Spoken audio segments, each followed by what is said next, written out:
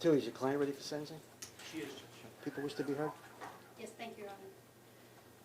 Your Honor, initially, I would just like to know for the record, we did send a victim impact letter to Justina Zucco-Valva, who is a biological mother, obviously, of Thomas Valva. We did not hear back from her. I have not heard from her in quite some time. Yeah, But I understand that. Probation was not able to reach her either. That is correct. But I would like the court to know, I did meet Ms. Zucco-Valva when this case first arrived in our office. I met with her on a couple of occasions, and I just want it clear for the record, it was very clear to me how much that lady loved her son, all three of her children, and the profound loss that she suffered on January 17th of 2020. I just want that clear for the record. I think it couldn't be more clear. Thank you.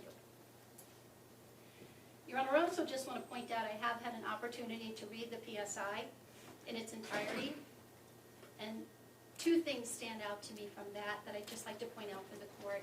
The first one is, not once did the defendant indicate in any way, shape, or form that she was sorry for what happened to 8-year-old Thomas Valva, an 8-year-old little boy who has now lost his life. Not once does she indicate that she's simply sorry that that happened, a little boy who lived in her house for 2 years. Not even sorrowful that he died. Nothing. And in addition to that, the second thing that stands out to me, there were 5 other children living in that household. Not once does she indicate that she was sorry for what they endured and what they witnessed in that house. She testified, I was evil and I was cruel, and those children witnessed it. Not once does she indicate that she is sorry for that either. And that speaks volumes, in my humble opinion, about who this defendant is and why I am standing here today recommending 25 years to life. Your Honor, the staff at the East Moriches Elementary School, Thomas and Anthony's teachers, the principal, the school psychologist, they're all here in the courtroom today. They testified twice regarding this matter. They all tried to help those 2 little boys, both Thomas and Anthony. They recognized the issues that they had. They did the best they could. They flooded CPS with calls. They got no help, but thank God for them, because that's the only place those 2 little boys found any love or support in their very, very short little lives. And after 3 years of looking at the videos and listening to the voices and reading the text messages, trying to make sense of what does not make any sense at all, something our hearts do not want to believe, but our brains force us to. We have to accept it because of the Nest video and the text messages from the defendant's cell phone that made something that is the stuff of horror movies a reality for Thomas and Anthony. Thomas, who was just 8 years old when he died, and Anthony was just 10 years old. Video and text messages that the defendant admitted under oath were authentic and accurate, her words and her actions. We saw the photo that Thomas's teacher, Kelly Wilson, took the day before he died. His smile, his thumbs up, telling us that Thomas was still young and innocent and thought that goodness and love could return to his life. Except that it wasn't. Because what we know from the evidence in this case, beyond any doubt, is that Thomas wasn't surrounded by love the day that he died, as he should have been. He was surrounded by nothing other than pure evil, as admitted to by this defendant. The redness of his hand and cheeks was symbolic of that evil, as I argued to the jury, a result of the horrific living conditions he had been fighting day in and day out, as this defendant admitted in her testimony. When he wasn't at school, Thomas was exiled to the freezing cold garage, the freezing cold cement floor. He was sleeping, eating, doing his homework in the garage along with Anthony. They had no blankets, no pillows, no mattress. That was because of the defendant. They were wearing pull-ups instead of being allowed to use one of the 4 bathrooms inside the house. And they were washing in the backyard in cold water and freezing temperatures because of this defendant. And the morning Thomas died, just to remind the court, it was 19 degrees outside. Your Honor, again, in my most humble opinion, Thomas was a profile in courage.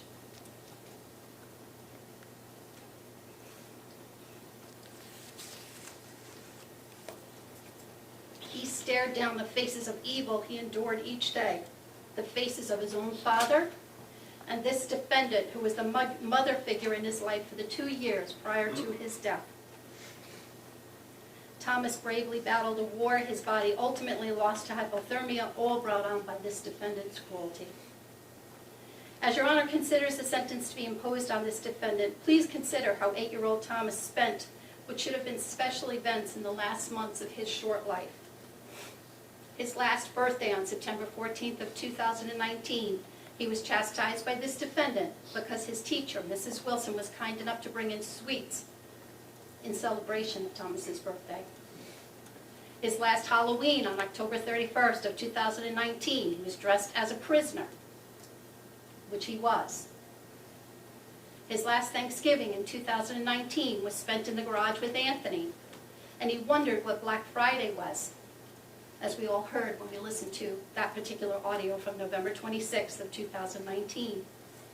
His last Christmas in 2019 was spent day in and day out in the garage, as the defendant admitted. And after that vacation, Thomas and Anthony both came back to school a couple of weeks before Thomas died. And as the teachers described for you, they were unkempt, disheveled, tired, cold, limping at times, emotional, throwing up one morning, and smelling of urine and feces. I can only imagine how much worse it would have been had Thomas and Anthony not had each other to endure the cold and the dark together in those last days as Thomas lay dying on that cold garage floor. Imagine how much more frightening and lonely it would have been. Thomas unwittingly sacrificed his life so that his brothers and those other 4 children who lived in that house would be saved. And I'd ask Your Honor to consider what Thomas lost when he died at the age of 8. He never went to junior high school. He never went to high school. He'll never learn how to drive. He'll never have a first date. He'll never buy his first house. He'll never get married and have children. All the things that this defendant has been able to enjoy in her lifetime. And the stress of what he went under was testified to by Dr. Kaplan. Instead of being an otherwise happy, healthy 8-year-old little boy, he suffered from a stress-induced alopecia, a stress-induced chronic kidney infection, and a stress-induced involuted thymus. The stress caused all by this defendant's admittedly cruel and evil treatment of him. Thomas was an 8-year-old little boy who should have looked forward to playing with the dog, or watching his favorite TV show, or figuring out what Christmas gift to open next. Instead, he was figuring out how to stay warm in a freezing cold garage. He was forced to call this defendant Mom, and to use his words to get food. He was screamed at her and denied food when he didn't do what she wanted, when he didn't obey her irrational demands. And we know all that thanks to the next video. Your Honor, I would also ask you to consider, in addition to the 2 or 2.5 years of torture that he endured at the hands of this defendant prior to his death and while living under her household, and living with her while his father went off to work in the city. She's the one who put him in the garage. Never once said, you know what, boys, stay in your room. You don't have to go out there, your father won't know. Didn't do anything like that. Instead, she acknowledged in her testimony that even on the day that Thomas died, she owed him a duty of care. And yet, Thomas woke up in the garage the morning of his death in the same clothes he'd worn to school the day before, urinating and defecating on himself as he lay on the freezing cement garage floor dying of hypothermia. Not once did she ask if he was okay. Not once did she suggest that the boys come inside where it was warm. Not once did she offer the use of the bathroom to clean him up. Even on that one occasion, she couldn't show him kindness or mercy. But instead, she became enraged, and she made it all about her, as it always was, as we saw from the evidence in this case. To Michael Balva, she said, "And you can't beat the shit out of him for peeing for me every fucking morning, right?" It's a game with them, and it's fucking ridiculous. It's all over the floor. And then to Thomas and Anthony, you and you, I'm disappointed in both of you. I'm very upset. You pee for me, but you're good for your father. You're shitting for your father every time he's home. That's what she says to the two little autistic boys the morning that 8-year-old Thomas died. That's not someone who got stuck in the mud that morning. That's someone who was much in the play as ever. And that morning was no different than any other, except that Michael Valva happened to be home and not at work. Thomas was then forced outside to clean himself up because of the defendant. And Your Honor, I'm just going to point to one exchange that sums it all up. When Anthony knocked on the garage door, and the garage door was opened, and he said, "Dad, can I have a drink of water, please?" And Michael was fine with it until she got involved. And she said, "You're giving him water before he goes on the bus? I never do that." Michael's immediate reaction, take a drink at school, doing exactly what she would do, as he always did. And he's culpable, and he's been punished for doing that, but it was her rules and her punishment imposed. And of course, then she told Anthony, "Don't act differently when your father's here. Never do I give him a sip in the morning. Bullshit. I'm always watching. No different because your father's home. Bullshit, Anthony." She wasn't stuck in the mud that day, as counsel argued. She ruled that household that day just like she did every day, with an iron fist in a tyrannical and admittedly evil, cruel fashion. She even knew that Thomas was hypothermic that morning. She explained it to her 7-year-old who didn't understand why Thomas couldn't walk. And she knew that he had fallen on cement pavers and had 2 gigantic lumps on his head, as Michael Valva told her. And tragically for Thomas, she stayed in the play and treated him as she always did, with a complete and utter disregard for his welfare. Not once did she offer to call a doctor or suggest calling 911, even though he was a quote-unquote bloody fucking mess, according to Michael Valva.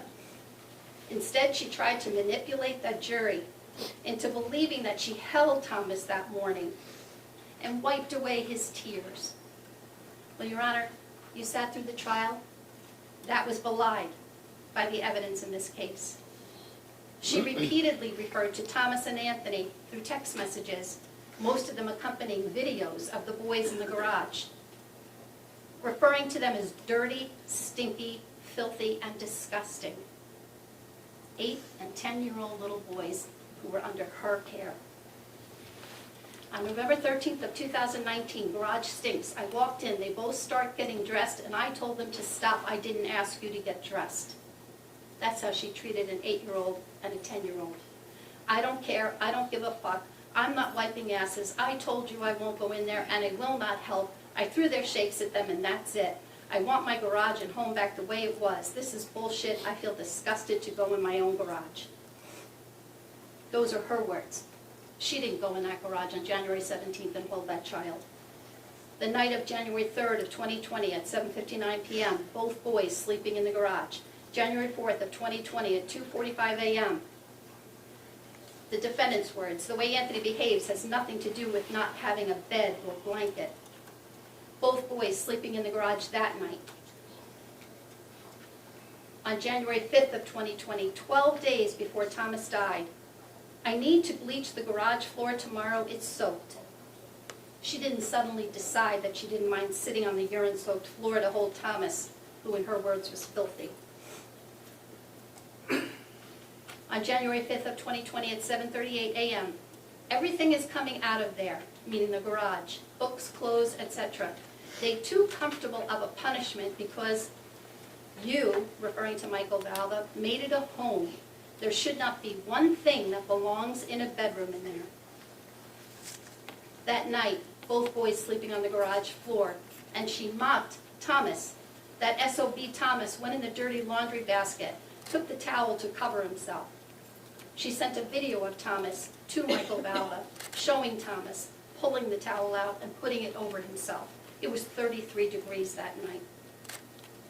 And then at 9:30 p.m., sending another video and text. "Watch how he sneaks. Nothing phases him." And at 3:23 a.m. when Michael texted, "It's real cold out, snowing, boys better not get hypothermia." And he said that Thomas told him they're both shivering. No response to that text message. And those boys continued to spend that night in the garage as well.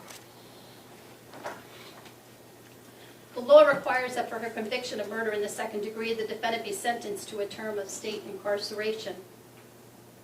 Fortunately for her, Your Honor, unlike Thomas's prison cell, hers will come with access to a bathroom and a shower. She's guaranteed to have 3 meals a day. She won't have to use words to get them, and she will not have to eat them in her cell, and she won't have to eat crumbs off the floor. She'll have a mattress, a blanket, and a pillow, all the comforts she denied Thomas and Anthony. She'll be able to leave her cell for recreation or go to the library. Ironically, prison life will be better than the hell she subjected 8-year-old Thomas and 10-year-old Anthony to, and she will be surrounded by adults who will protect her from harm, something Thomas and Anthony experienced absolutely at school, absolutely not at home. And thankfully, there will be no children for her to manipulate and scream and curse at, and no children for her to inflict torturous punishment on. Your Honor, the suffering this defendant inflicted that resulted in Thomas's death deserves nothing less than the maximum sentence of 25 years to life, and I would ask that you so sentence the defendant at this time. And I appreciate your indulgence. Thank you. Thank you, Ms. Kelly. Mr. Toohey? Judge, thank you. I want to be very, very brief, Judge. Just say, I want to talk about my client's, her lack of criminal record her entire life. Before her union with Mr. Valva, she lived a good life. She raised her 3 daughters. She was exclusively the parent in control of her 3 daughters, and she enjoyed a very close relationship with them. She comes from a very, very loving family, a mother and father who are immigrants that came over here. She's close with all her siblings. She worked at the same job for just about 20 years, where she had, my understanding, many, many friends, and she was in good standing and very well liked at her job. Her life changed dramatically when she met Mr. Valva. This became a situation where she had met him, he had moved into her house, and soon after that, he introduced his children to her. When she first met the boys, she met them like in a pizza store, Judge, where they would go for an hour or 2, and the meetings were they went very well. The father had just gotten some unsupervised visitation at the time, and she got along well with the boys, and she enjoyed being with them. She had really no other interaction with them. During the course of the summer that she first met Mr. Valva, her union became more complicated when she was diagnosed with cancer. She had to leave her job, and it was actually ironically Mr. Valva who had donated a portion of his liver to help save her life. So that union became very, very complicated. It was short after that, a month or 2 later on Labor Day, where Mr. Valva had obtained custody of the boys, and they had moved in. They had never slept over there. My client had never had the experience or the training in dealing with children of these challenges. And certainly, right from the bat, she went out, she decorated the rooms. She was all in on it. Obviously, from the testimony that you heard, this was a situation that wasn't managed well, and obviously things went south very quickly, and she couldn't manage it. I understand what Ms. Kelly said in terms of the pre-sentence report, where she never once expressed remorse. Obviously she has tremendous remorse for what happened to Thomas and for the treatment of Anthony. It's certainly difficult for her to express it sometimes when she's under this type of scrutiny. So one of the things she wanted me to point out, Judge, is it's been difficult for her to say she has remorse and to express those words, but obviously she certainly does. She's raised 3 daughters. She did care for the boys, and the treatment, she tried to get up to the court as best she could and to the jury and to explain what she had done was wrong. One of the things that I believe, and I want to just focus on briefly, is when she had said that, I was evil. And I think what she wanted to say is that she's not an evil person, but the acts of putting the boys in the garage became evil acts that she wanted to own up to. She didn't have to take the stand. She took the stand to try to own up to the things that she did that were wrong and to try to explain them and put them in context as best she could without making any excuses for her conduct and owning up to them. She's not a lawyer. She did the best she could, and she tried to explain it as best she could.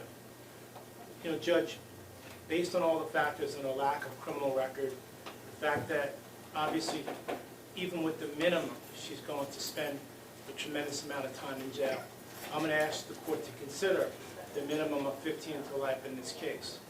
And without making any excuses for her conduct or what she did that was wrong, certainly Mr. Valva was an important part of this situation, and his conduct put matters in motion to such an extent that certainly caused the boy's death. If Mr. Valva wasn't there, Thomas would still be alive at this point. So I'd ask the court to consider that on all the factors and not sentence her to the maximum 25 years to life, but to consider 15 years to life based on all the testimony and its aggregate and all the background that the court had a chance to hear about Ms. Pollina. Thank you, Mr. Timothy. Thank you. Ms. Pollina, is there anything you wish to say before I pronounce sentence? No, Your Honor. No? No. All right. Ms. Pollina, like most people in this county, I was aware of this case from the trial of that spineless, poor excuse of a man, ex-fiancé of yours. But it wasn't until I heard and saw what you said and did in this trial that I think we all realized how evil you really are and really were. And evil's not the word that I came up with. That's the word that you came up with to describe yourself, to describe the treatment of what you did to those poor little innocent boys. You tortured those boys. You tortured them. I looked up the definition of torture in the dictionary. You know what torture means? Something that causes agony or pain. The infliction of intense pain to punish, coerce, or afford sadistic pleasure. That's what you did. And never once, as Miss Kelly said, never once have you ever shown any sorrow or compassion for what happened to those little boys. I've had the opportunity to visit the prison where you will be sent. It's where all females in the state of New York go. My only regret, Ms. Pollina, is they don't have a garage there with no heat and no mattress and no blankets and no pillows. And what was it, Ms. Kelly? Nothing that belongs in a bedroom.